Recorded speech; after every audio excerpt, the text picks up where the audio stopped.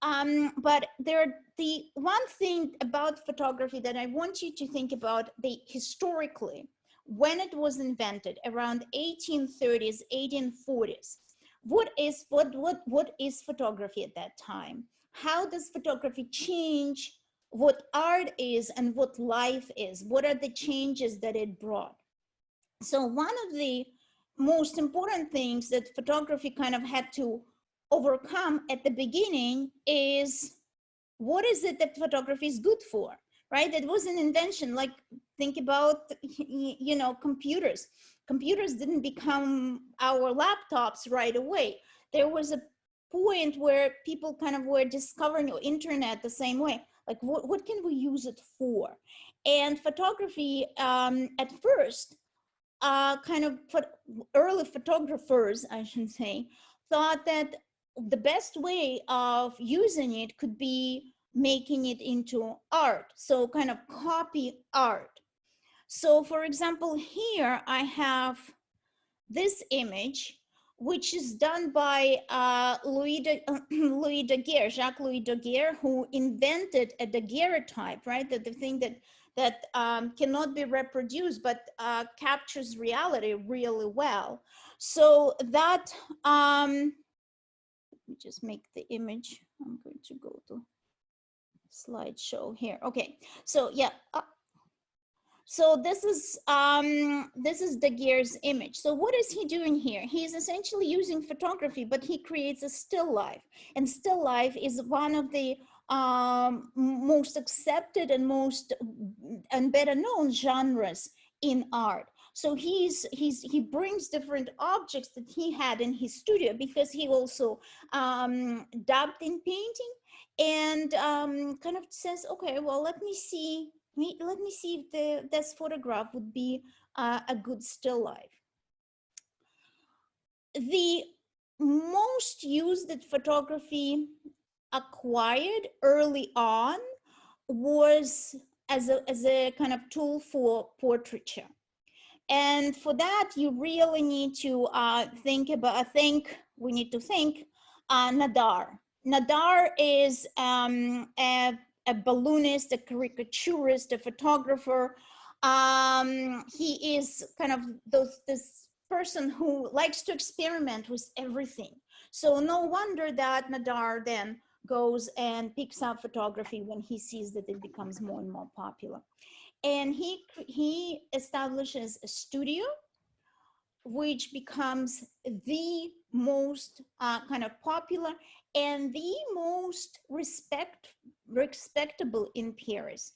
And he photographs everyone in his studio: politicians, artists, writers, all the cultural elite, everyone. So I think I have here, this is Charles Baudelaire, and he's a poet, he's a symbolist poet and art critic, and he's very, you may not have heard of him, but if you lived in 1860s Paris, you probably did, because he published exhibition reviews and just general articles in the newspapers all the time. He's a very well-known journalist.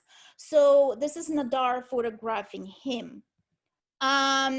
This is Nadar kind of photographing an artist that played Pierrot. So sad commedia dell'arte character. Now, why am I kind of saying all that? I'm going to go back to Baudelaire and ask you to look at that. Nadar understands something that not many understood at his time, that photograph is an amazing tool to capture someone's facial features, but also kind of become a portrait. So he doesn't necessarily only do the facial features, he also attempts to capture the essence of the person. And this is what portraits were like. This is what portraits normally try to do. So he wants to convey the whole identity of the person. He becomes really good at it, and very famous. His studio, he charges quite a bit of money. His studio is prosperous. He becomes also a great art collector of the avant-garde, which then brings me, let me just kind of, to a different topic. And I want to, hold on 1 second.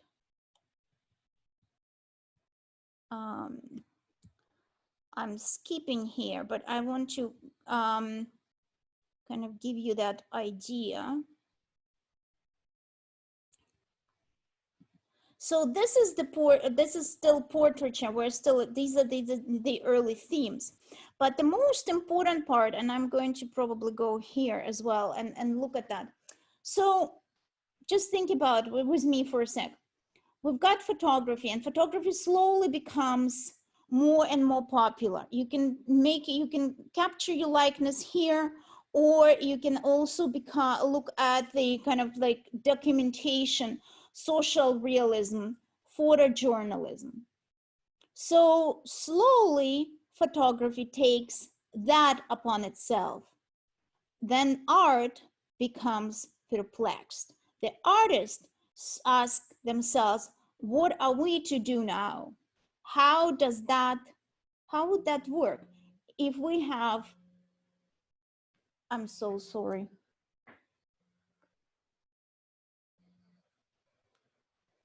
I put my phone on do not disturb, but apparently I forgot that my son can go through that.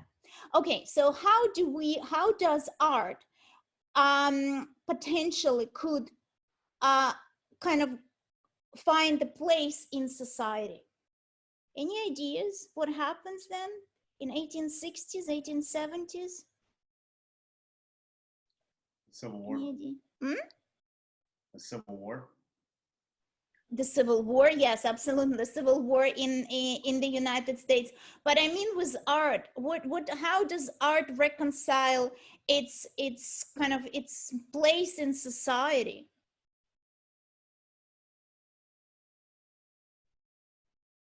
With photography. So look, we have art that is more or less realistic at that time.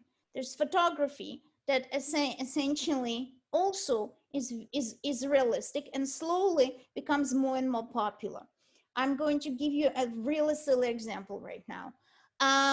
We have cashiers in everywhere in supermarkets, right? Now we have those self-serving machines that scan and we can pay. So the cashiers become redundant. The same thing happens to art in the 1860s, 1870s. The artists feel that they become redundant. The photography can do the same, but better and cheaper. Okay, they can't do colors yet, although they're starting, but they can also, they can actually portray things in no time in comparison to art. So what could art do? Journalism. Journalism, okay, so journalism can but again, what do we mainly see in the articles, say National Geographic or the Atlantic? Do we see a lot of art or do we see a lot of photography? The photography can do journalism. What can art do? They could start surrealism. Yes, we're getting there. Okay, what else? I heard another voice. Surrealism. Surrealism, yes, I agree with surrealism. It's kind of getting there. Someone else, anything else? Give me some other ideas. Impressionism. Impressionism, yes. Whoever said impressionism, I don't see you right now, but could you elaborate on that? Isn't like impressionism was like a wave of artists wanting to like depict images in like a more, I guess, artsy way, like not like realistically, but like it has a bit more Yeah, like, I don't know, it has a bit more abstract elements in it. yes, yeah, you're definitely there. Yeah, thank you. All right, yes, so Impressionism is the first one. Surrealism comes late in 1930s, but this is important point for us, where art realizes that realism of art is no longer means much for our society. So art decides that art needs to be more experimental. So instead of continuing to kind of compete with photography, art becomes first impressionism, art starts experimenting on its own, become more abstract, etc. This is very important, kind of that we'll discuss that again and again. So photography then takes precedence when it has to or wants to portray truth or wants to portray something that is considered to be scientific, realistic, etc. And it also then, let me find my space here. Okay, so then connects to a philosophical idea and cultural idea that is popular in the 19th century, late 19th century, called positivism. Anybody knows what positivism is? Studied somewhere else in different class? Isn't positivism, it's the theory that like it holds verifiable scientific knowledge about natural phenomena? Yeah, that's perfect. Yes. So positivism developed by Auguste Comte. We've got it here. Like I have it right here. Auguste Comte.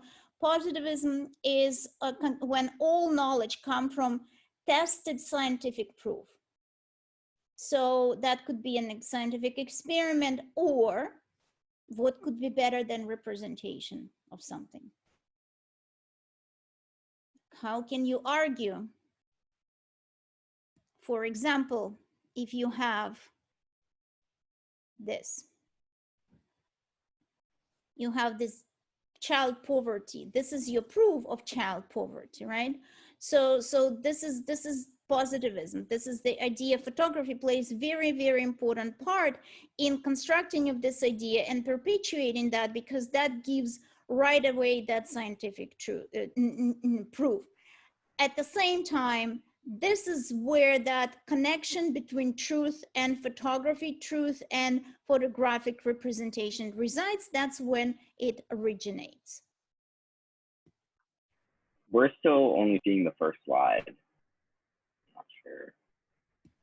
You can see only, you don't see this? Do you see? We see images, power, and politics. Oh, okay. Oh boy. I'm screen sharing. Oh, please tell me next time, tell me right away. Okay, let me stop sharing.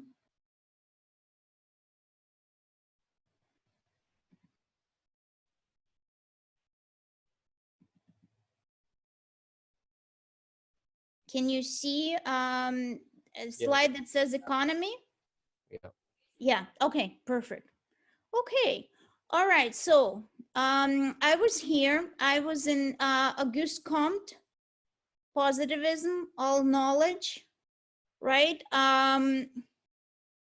Let me just, I'm going to show you, this is the gear, this is the still life that he did. This is my image for Nadar.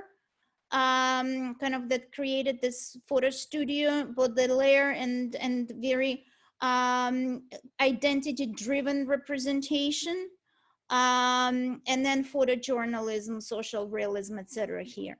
So I think that's kind of that's what I've done so far. All right, so let's then continue and look at the kind of more contemporary use of photography. So I'm not going to take this down. I'm just going to, can you see well?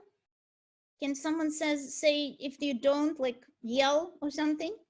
Okay, so you probably remember this. It's a trolley from New Orleans from 1955. Robert Frank published the entire book, The Americans. And this is one of the photographs. It represents a segregated trolley. And it remains in our memory as that proof of the, of the segregated South. So here we have two different types that do different roles, I should say, that photography plays in the 20th century and possibly even in the 21st century: empirical and expressive. Empirical because it continues, for us, it continues conveying knowledge, understanding. This is what it looked like. When we see this, we don't, not our first, first few seconds, we don't think about it being altered or photoshopped or staged or anything like that, right? We will look at what it is, then we may doubt, but mainly because when we think about 1955 and where it was published, it's a truthful representation. And then there is also expressive representation. So there is also emotions that we bring to looking at the image, and Robert Frank probably did when he photographed that. They may not be the same emotions, but the images, the photographs usually have two different ways to affect us, empirically and expressively. So that is important. Okay, I want to go to a different PowerPoint for a second and talk to you a little bit more about photography before we continue. So let me just do that. Nope.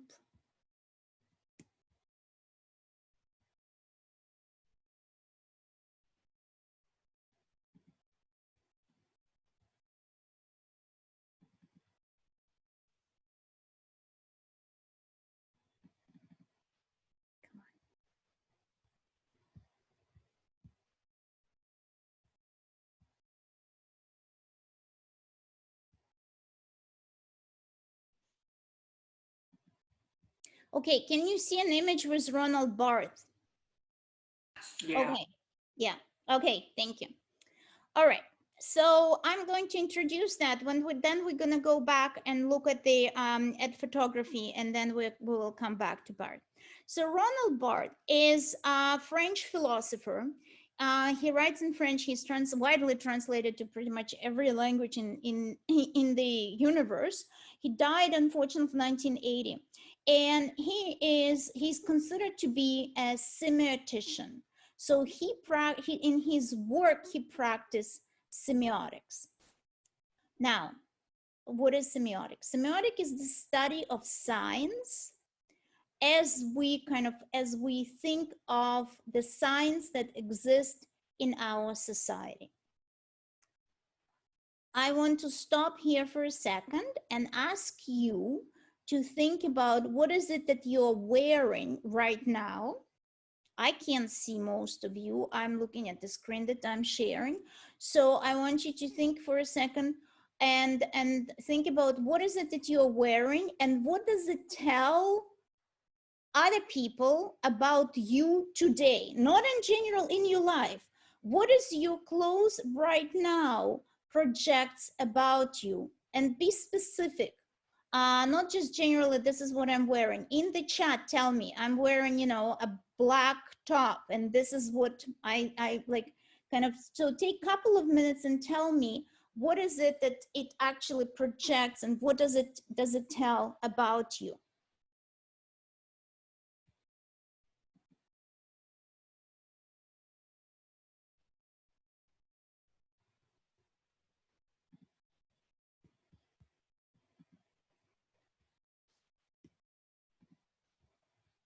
Oops. So this is my Barthes slide from here. And Barthes says, one of the things that he says, that each sign has denotation or denotative meaning, connotative meaning, and together, sometimes, quite often actually, they create a myth. Okay. And I'm not even going to go into what myth is right now. I think we're going to do that later on Thursday. So let me show you this. This is so silly and so great to think about. So here, this is Barth's, and this is in your textbook, I believe. This is Barth's kind of explanation of what images mean. That Barth essentially saying each of the images in advertisement or anywhere else has kind of three different messages. The first message is linguistic. We can see what it says there, right? And the name of this company is Panzani. Now, it's a very old ad from, I think, late 60s or early 70s of the pasta that was pretty prevalent in France at that time. So, okay, so linguistically, we say, okay, Panzani. Now, the next type meaning is symbolic, which he talks about a series of discontinuous signs. So the symbolic meaning is constructed of different things. So this is what he says, and I think we can agree with him. Those are the kind of the different meanings that he talks about. So one of them is Panzani is also about returning from the market. This kind of net-like bag is very much part of the 60s and 70s culture of Europeans. That's what you use if you go to a store and to the market quickly. Plastic bags are more popular at that time in the United States. Here, and you kind of you bring it with you, you take it home. It's very easy to put in your pocket. If it gets really dirty, you can wash it, or you can just get another one, and they're cheap. Okay, so this is conveys for us coming from the market. So market, what does market tell us?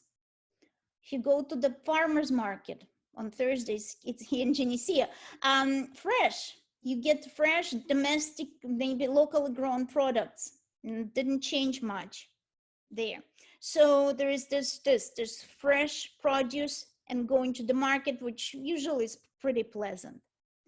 But then we also have, that's the A, the other symbolic sign that we see here, symbolic meaning, is the color. Yellow, right? Green and red. So if we don't think about yellow so much as white, green, and red conveys Italianicity. So it's like, it reminds us of Italian flag. It is constructed for us in a way that we think about Italy that way. So here you go. So we conflate two things: freshness with Italian. Things that are Italian.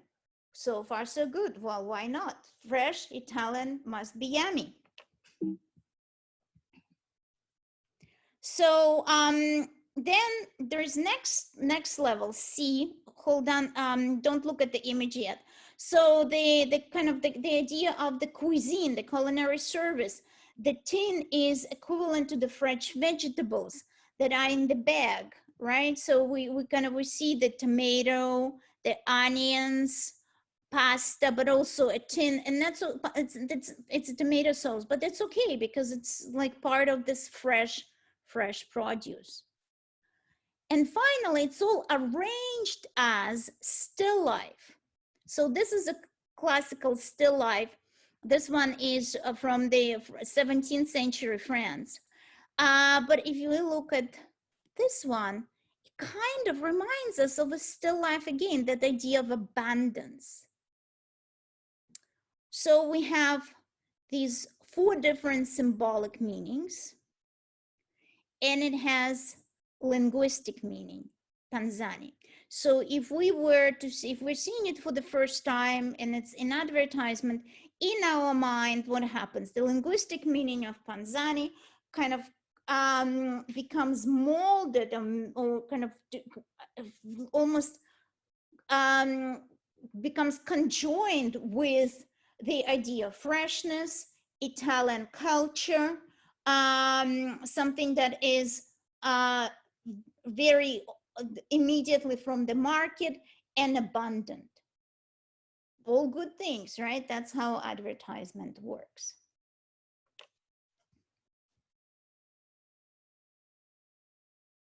So far, questions or comments? Anything that we're not sure about yet? All right, so let's look at this, which is our equivalent, right? So we have kind of the same idea. Unica, pasta, etc. Colors, repeat for us, and recognition of the font, etc., etc. Same idea. Pizza, the idea of those Italian colors are here again and again. So, okay. So how does this all create meaning for us in a journal, for example? What are the signs? What are the connotations? What are the denotations?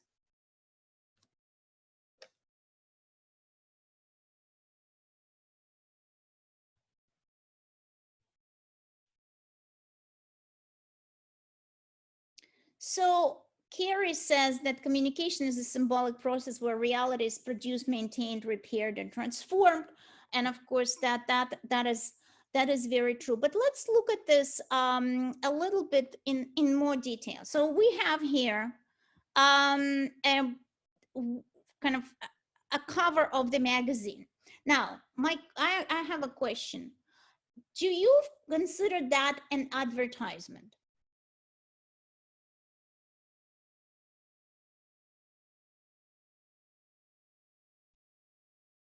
This is a cover of the magazine. Do you consider it an advertisement? Yes, no, and why? Can someone speak up? I don't think it's advertisement because they're not like advertising anything that you could like it's just they're just trying to reel you in with drama. Like Okay. there's no advertisement to like buy anything or to Okay. really like get you interested in anything. I Okay. don't think it's Advertisement because they want you to buy the magazine, so that's why it's an advertisement, so that like you're like interested in like the drama and stuff like that. Isn't it kind of an advertisement for pop culture? It's an advertisement for pop culture. Okay. So so far we've got not advertisement because it doesn't sell the product. It is advertisement because it sells the drama and it sells the magazine, and it generally advertises pop culture. I feel like it's more publicity than an advertisement. Publicity? I Okay, think it's how, okay. because it gets you to actually buy the magazine because you want to know what's more inside. Okay, so it's ad because we want to know for what is inside. Publicity. So from what you said, publicity here means that kind of it wants us to get to know these particular people and make them more interesting for us. Is that what you mean? Yes. Mm-hmm. Okay, great. Okay.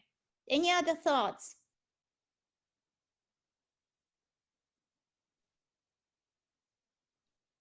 Yes, no, maybe. Okay. So, I mean, personally, and I was when I taught this course in the summer, and it was slightly different. When people kind of use that as an example of an ad, I was kind of taken back because I didn't expect that at all. Yes, technically the cover of the magazine sells the magazine, but there is no product per se.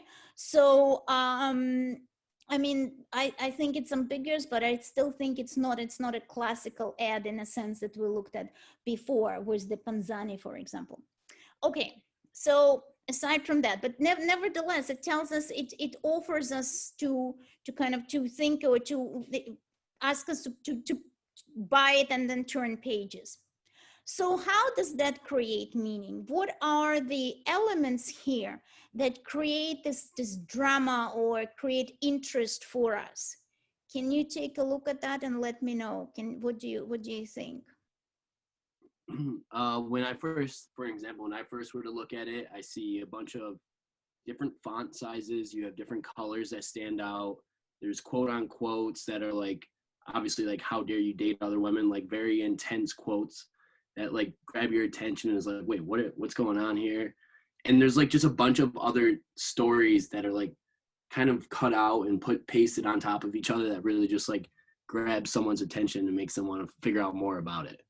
Okay, great. So different fonts, different sizes, kind of quotes taken pretty much out of context, right? So all that, and they are all very clearly displayed, so we can actually read them very quickly and kind of, but want to know more. What else? So to continue with Justin's idea, I feel like they're almost like trying to throw the kitchen sink at the wall and see what sticks. You know, they're going to, you know, someone might be interested in The Obsessed, you know, Jordan Explodes, How Dare You Date Other Women? Or other people might be more intrigued by He's a Born Cheat and Rubbish Lover, you know? They're just trying to get as much mass appeal as they can.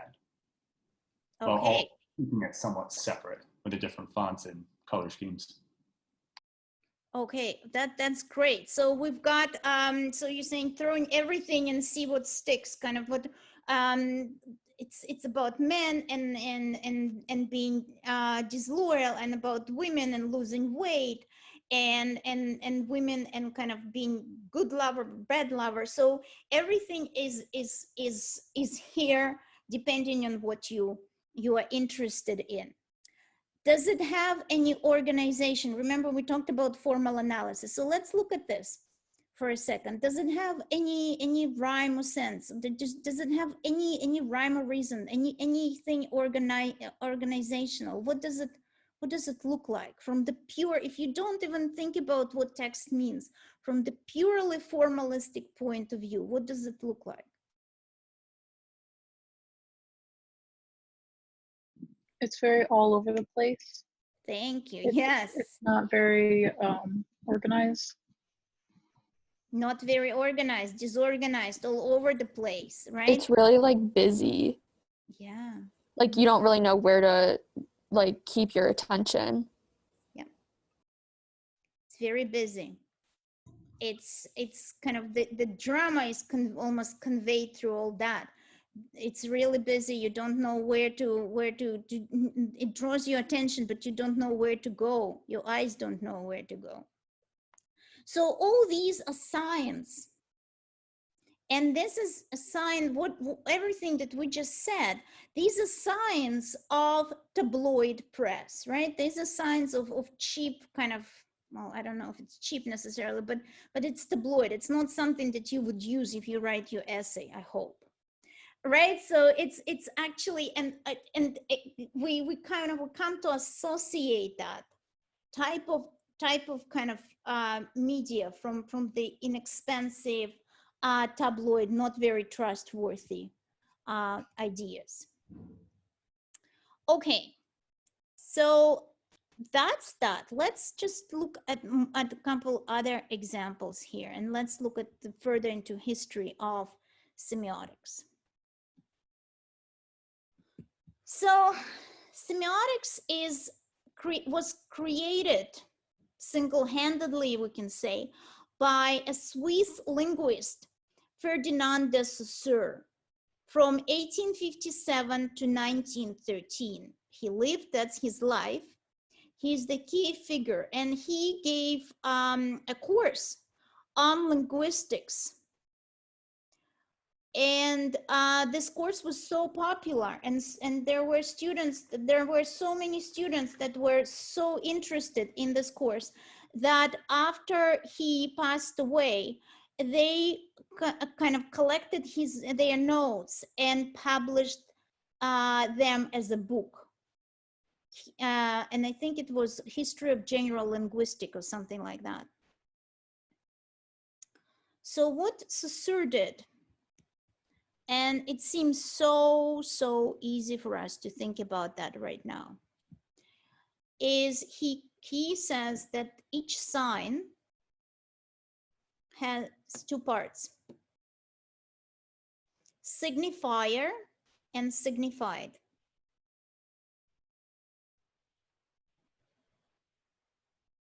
So signifier is sensory perception of the sign, form. So this is the heart. Whether it's painted, photographed, or real, or a Valentine's Day balloon, or a chocolate, or whatever else. That's the signifier.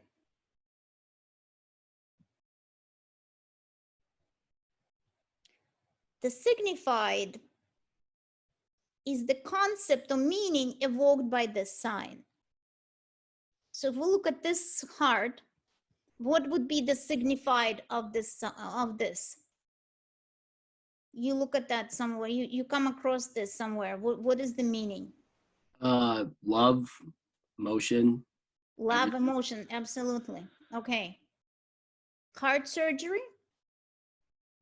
No. Well, yeah, maybe, but unlikely. Because for heart surgery, we probably would want a different sign for actual heart. So this is kind of more of a Valentine's Day type of heart. Okay, so one example. So all together, so the sign is this. The sign is this, the depiction of the heart and the meaning of the heart.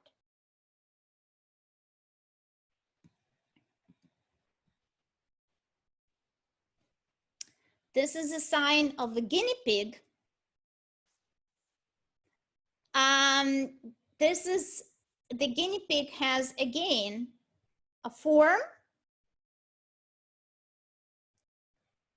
and then concept or meaning kind of that evoked by that sign.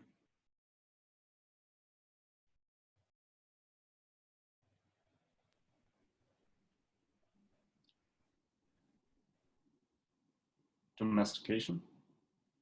Sure. Yes. Domestication. What else could be the signified of the guinea pig? It could be like companionship. Companionship. Yes. Depending where you're from, food. Okay. Food. Yeah. And which countries do they eat? South America. Okay. Fair enough. Anything else? Kind of like a test dummy. Somebody says, can Yes. Test animal. Yeah, there are a lot of, we always say, you know, I'm a guinea pig, which means you're testing things on me.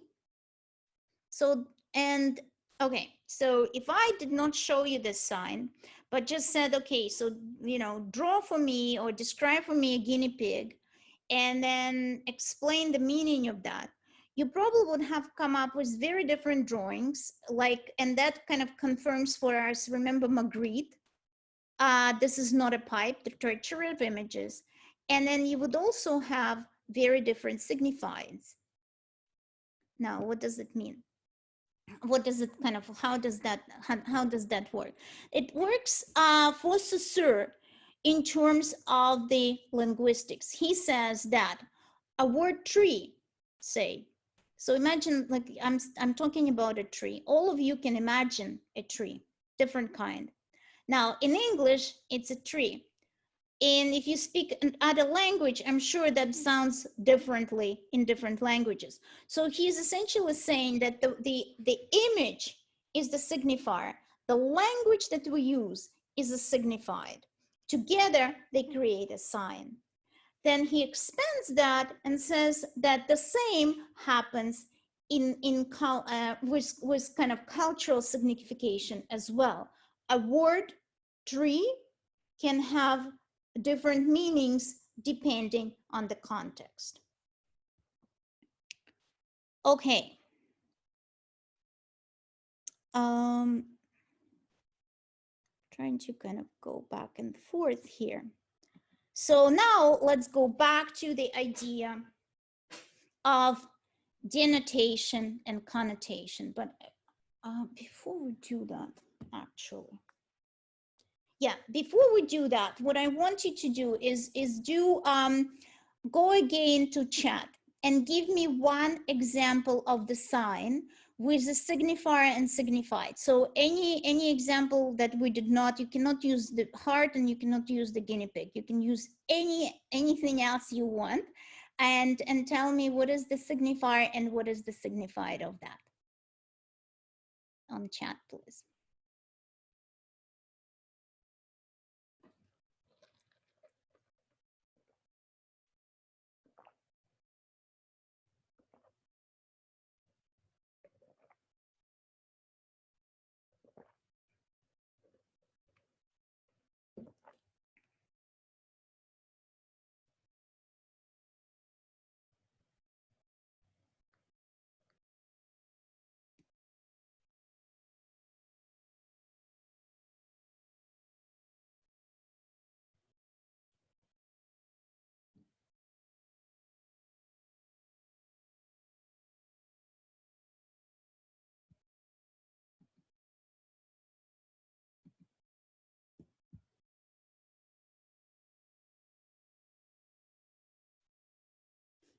Okay, we've got smiley face, middle finger, but you have to tell me what that means. Like, what is the signifier and what is the signified?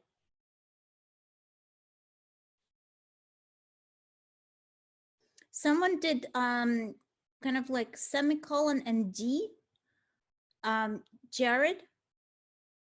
So I actually wanted to know what that means for a very long time, because I see it all the time and I don't know what it means. So could you please tell me?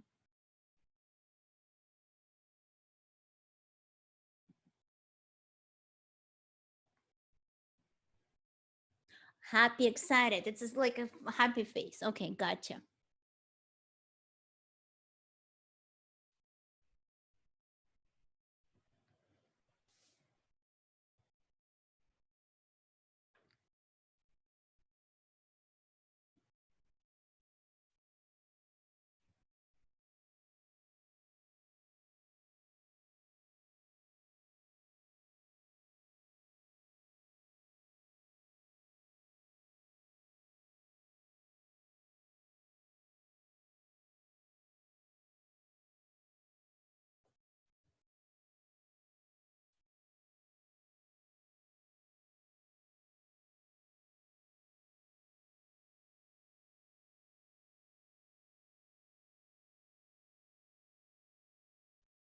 Okay.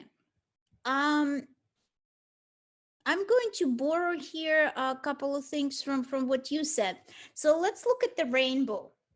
Oh, I'm so sorry. I don't remember who did that. But rainbow, someone said that rainbow is for rain, but also for, of course, for LGBTQ.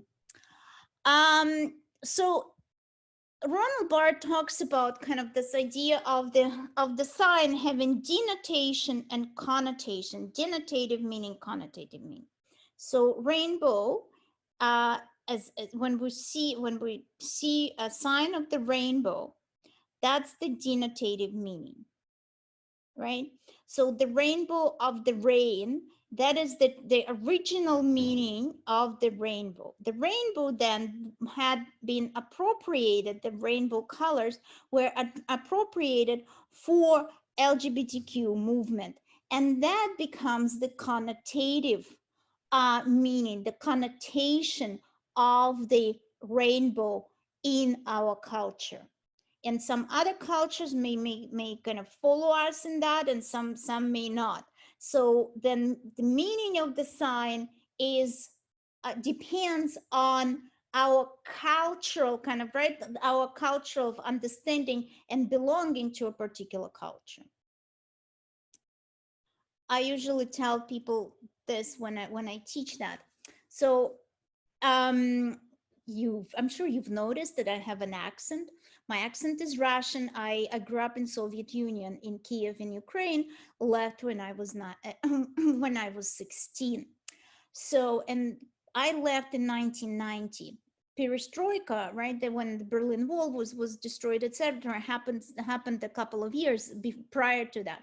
So they started.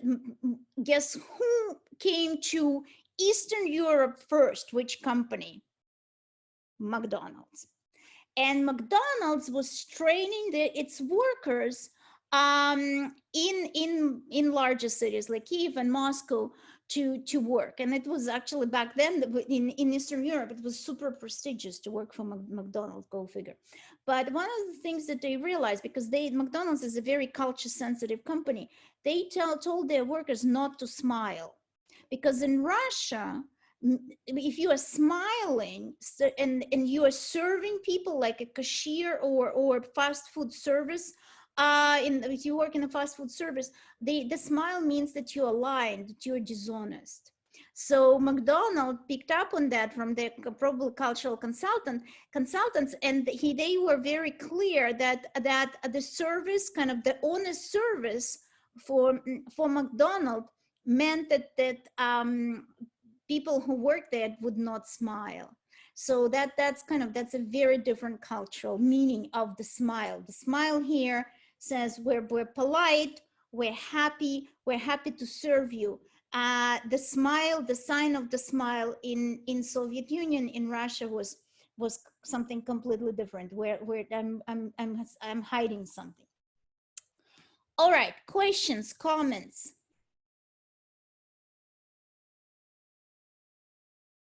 Okay,